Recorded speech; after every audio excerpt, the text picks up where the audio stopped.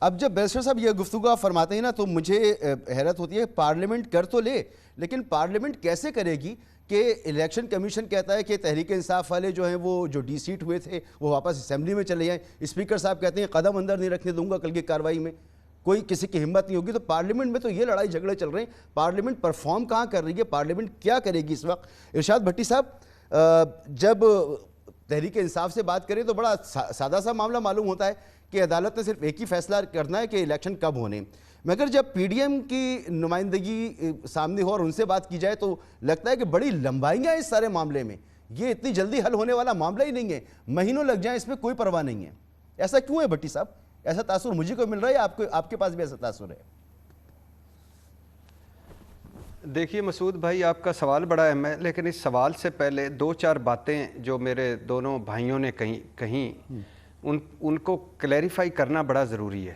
پہلی بات تو بلاول بھٹو صاحب کی جو آپ نے جو سنایا، بلاول بھٹو صاحب کا کیا میں کہوں، ویسے تو سنجیدہ نہیں لینا چاہیے ان کو، لیکن یہ کل نواز شریف صاحب کے بارے میں یہی کچھ فرما رہے ہوتے تھے جو آج عمران خان کے بارے میں فرما رہے ہوتے ہیں. سندھ کارڈ، فیڈریشن کارڈ، اور جب کچھ نہیں ملتا جمہوریت کارڈ، پارلیمنٹ کارڈ، آئینی حقوق کارڈ، پتہ نہیں سویلین بالادستی کارڈ، کون سا کارڈ کھیلتے ہیں یہ لوگ اپنے مفاد کے لیے. کل کہتے تھے یہ نواز شریف جو ہے نا پنجاب کا وزیر اعظم ہے اس لیے یہ ہر مرتبہ بن جاتا ہے. بے نظیر بھٹو بھی کہتی تھی یہ چمک کا ذریعہ ہے کہ کانگرو عدالتیں ہیں، پتہ نہیں میں جاتی ہوں تو مجھے انصاف نہیں ملتا، نواز شریف جاتا ہے تو مجھے اسے انصاف مل جاتا ہے. کل یہ بلاول بھٹو صاحب نواز شریف صاحب کو مودی کا یار کہہ رہے تھے، ضیاء الحق کا اصل بیٹا کہہ رہے تھے، اسامہ سے فنڈنگ لے کر ہماری حکومتیں گرانے والا کہہ رہے تھے، ڈرامہ باز کہہ رہے تھے، سیاستدان نہیں یہ تاجر کہہ رہے تھے. کل بلاول بھٹو صاحب کے والد محترم کہہ رہے تھے کہ یہ درندہ ہے، دھرتی کا ناسور ہے، مغل اعظم ہے، اگر ہم نے اس پر آپ ٹرسٹ کیا تو ہم پتہ نہیں ہمیں اللہ بھی معاف نہیں کرے گا. اور کل یہ ادھر سے شہباز شریف صاحب کے بارے میں بلاول بھٹو کہتے تھے یہ ماڈل ٹاؤن کا قاتل ہے، اشیانہ کا کرپٹ ہے، اور چھوٹے میاں اس سے بھی ہم نے حساب کتاب لینا ہے. اور 3 جے آئی ٹی وہ پیناما لیکس آئیں تو بلاول بھٹو نے کہا 3 نسلیں ہاؤس آف شریف کی ایکسپوز ہو گئی ہیں.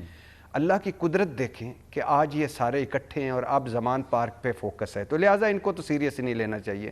لیکن انہوں نے جو ایک بات کی، سارے مسائل کا حل آئین میں ہے.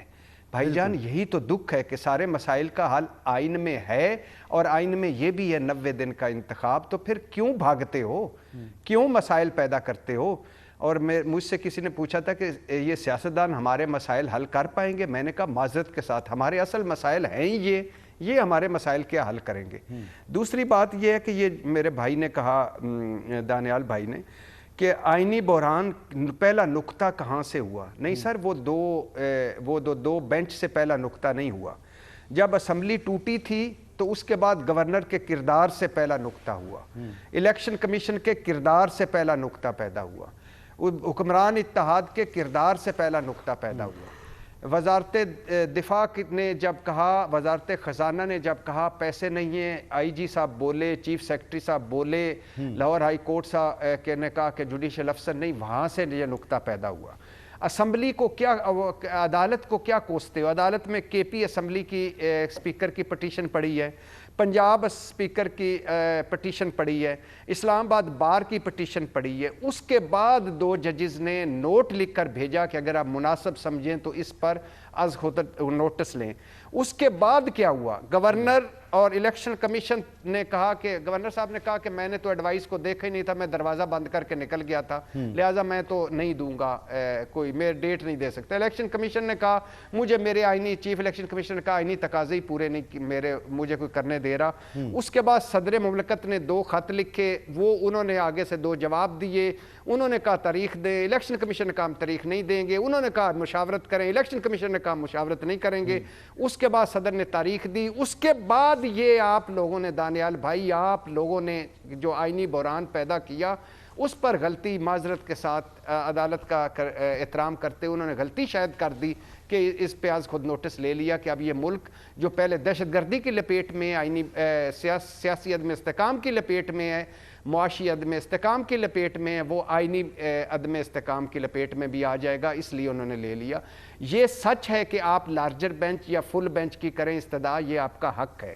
یہ سچ ہے کہ آپ 2 ججز جو نہیں ہیں ان کو شامل کروانے کی استدعا کریں، میں سمجھتا ہوں کہ یہ معاملات کل کی سماعت تک ہمیں استدعا کریں، اس کا دیکھ لینے حق چاہیے، ہے۔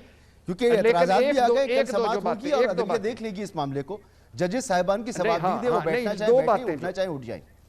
ہاں اب اس میں انہوں نے ایک بڑا خوبصورت فکرہ کہا جی کہ اداروں کا وقار اور اداروں کا قد بلند، بالکل آپ کے وزیر داخلہ نے اداروں کا قد بلند کیا اور اپنی پریس کانفرنس میں سپریم کورٹ کے سرونگ جج کی آڈیو چلا دی، فرانزک سے پہلے، ٹرائل سے پہلے، مقدمے سے پہلے، کسی فیصلے سے پہلے۔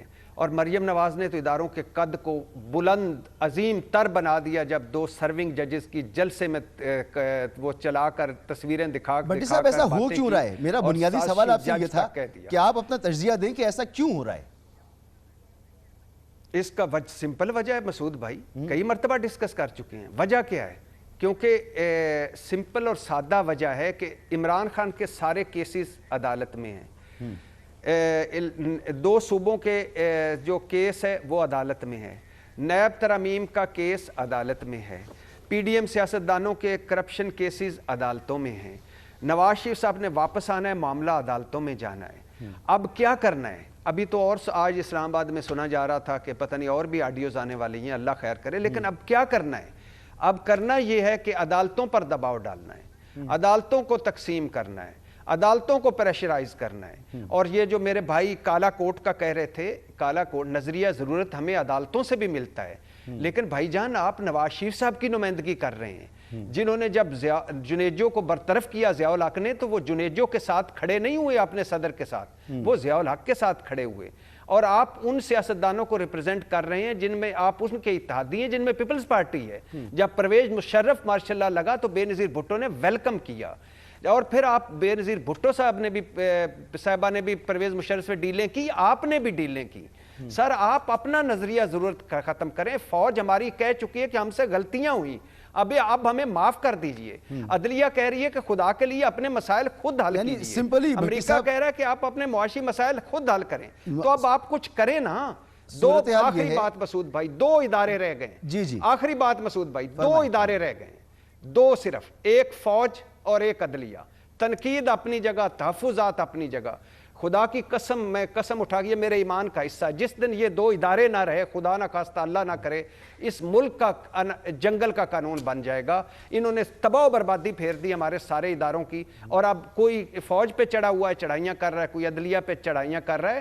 مناسب فورم پہ بات کریں، آپ جس کی لاٹھی اس کی بھینس نہ بنائیں، خدا کے لیے اس ملک کو جنگل نہ بنائیں۔ ہمارے اصل مسائل کیا ہیں اور آپ کن چکروں میں پھنسے ہوئے ہیں؟ ٹھیک